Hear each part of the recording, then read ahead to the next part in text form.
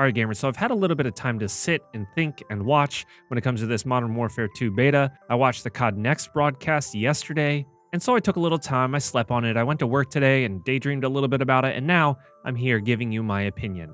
The opinion of a gamer who primarily likes hardcore tactical shooters and the idea of realism in games. So that's going to be the lens that I look at this game through. I don't think it really matters all that much, though, because I think this game has got a little bit of something for everyone, but that's how I'll be looking at the game. If that's the kind of stuff you want to know, my name is Tacti. Thank you so much for clicking on this video. Alright, so today I want to talk about what I've seen so far in this game and how I'm feeling about it. The PlayStation beta is going on right now, and I don't have one of those, so all I can really do is watch from afar. But I did watch the COD Next event yesterday, and I've been watching some beta gameplay today, and overall, I like what I see. Now, I'm not going to be able to give a firm opinion yet, not until I get my hands on it next week anyway, but I'm impressed with what I've seen. And I don't mean that visually or in regards to mechanics, but what Infinity Ward appears to be trying to accomplish with this game, to me, is impressive. Because while this is another Call of Duty title, it appears that they're doing a bunch of things just to branch out and appeal to a broader audience of gamers and become kind of a hub site for all FPS gamers to come together and enjoy. They're pushing things like Battle Royale. There's the standard team-style arena-based battles. There's those big battles like Ground War with vehicles, some AI objective game modes, an extraction-style game mode, and a third-person mode.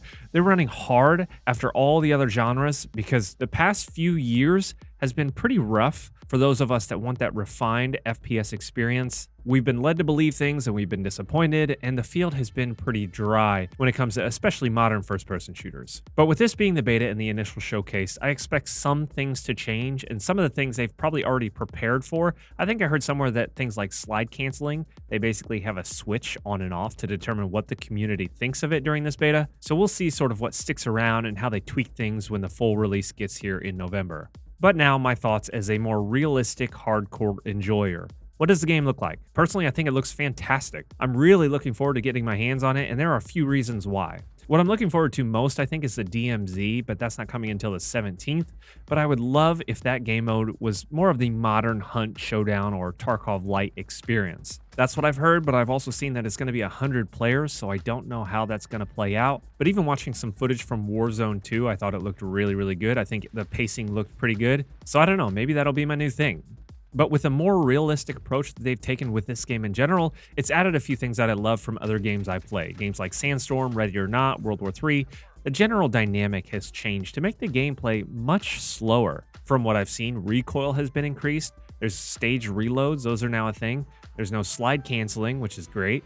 Bullets are actually coming out of the barrel instead of out of your head. So that means there will be far fewer ways to head glitch there. That's hopefully going to make a lot of people happy. And so these things are all fantastic when it comes to slowing down the gameplay and forcing gamers to think a little bit before they make their next move. Maybe that's just for slow brain people like me. I don't know, but I'm a big fan of that. Like I said, though, time will tell if that holds true. They may switch everything to a little bit quicker pace when it comes to the full release. Just depends on how this beta goes. Hopefully, they get some good feedback in my general direction, but we'll just see. And especially if they can replicate this in the broader scale of things, such as the DMZ mode, if they could make that mode a more hardcore experience, that'd be fantastic. One of the things that I don't like about Escape from Tarkov is the recoil system and overall the RPG system. I really like how Hunt Showdown does it. They've got good progression, they've got good map flow. They do a really good job of that.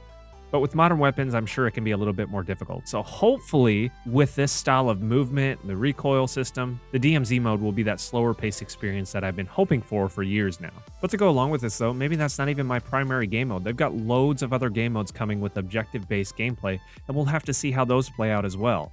Now, moving on a little bit to weapon customization, it does look great. I mean, Modern Warfare 2019 was a whole new level of customization, and this one looks to take it in a little bit different direction, but also still allow for a vast array of customization. Here, you don't have to unlock every single attachment again, and I think this is going to be great for the experience because who really wants to unlock the same exact optic every single weapon?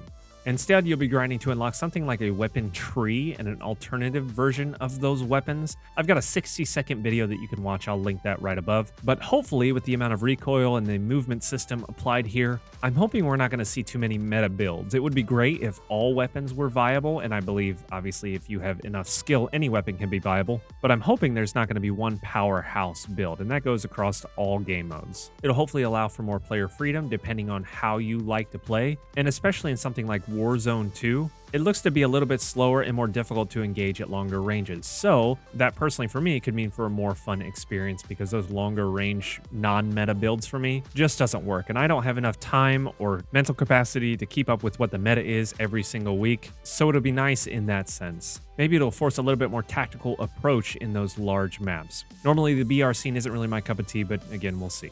And then on top of that, they're going to have ground war. Here they'll have vehicles and large-scale battles, and maybe just pick up those gamers that wanted that Battlefield experience, but obviously Battlefield 2042 blew that. So I think maybe those gamers over there might migrate to Call of Duty, even though they maybe blasted it in the past. And that's the important thing, I think, with this game. While it does look like a more tactical experience that may be changed up, honestly, I'm guessing it's going to be changed up because I don't think everybody that played 2019 is a huge fan of this, even though this looks much nicer to me. But we'll just see. Regardless, the biggest thing here is that they're trying to get everybody into one community. They're trying to take all those little pieces that maybe those indie shooters can't do or that some other AAA developers have sort of punted on. You know, the slow pace, fast pace, close quarters, large scale, third person fans, battle royales, extraction DMZ. The thing that I'm most impressed by is the scope at which they're trying to reach. This year, they have a huge opportunity to garner the attention from loads of different players who maybe have been sick of Call of Duty in the past, but have an opportunity to hop into a specific game mode or a specific style of play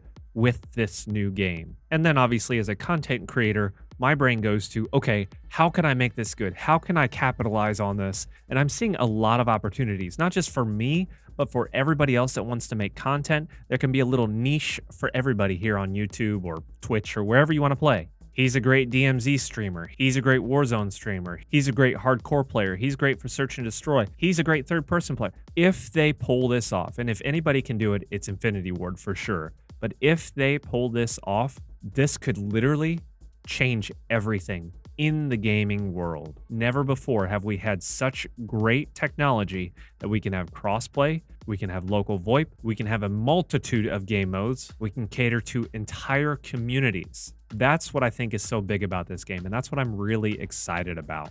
I like when people find games that they like. I like when people have fun playing video games. And I think that with this game, there's going to be something for everybody. So the TLDR here is I'm really liking what I'm seeing. And I think the game, from a hardcore player standpoint, is going in a great direction and will certainly cater to my ones here, though again, I'm not expecting all those to stay the same. I don't know though, maybe hardcore will have a few different mechanics than just core mode instead of just a damage reduction thing. We'll just have to see. Let me know your thoughts down below. And no, this game won't be for everybody, but I think it'll have a little bit for anybody that wants to give it a try, but we'll see how it goes. Thank you so much for watching this video. If you enjoyed it, give it a like. If you didn't, dislike. Until the next one, be bold, be courageous, stay tactical.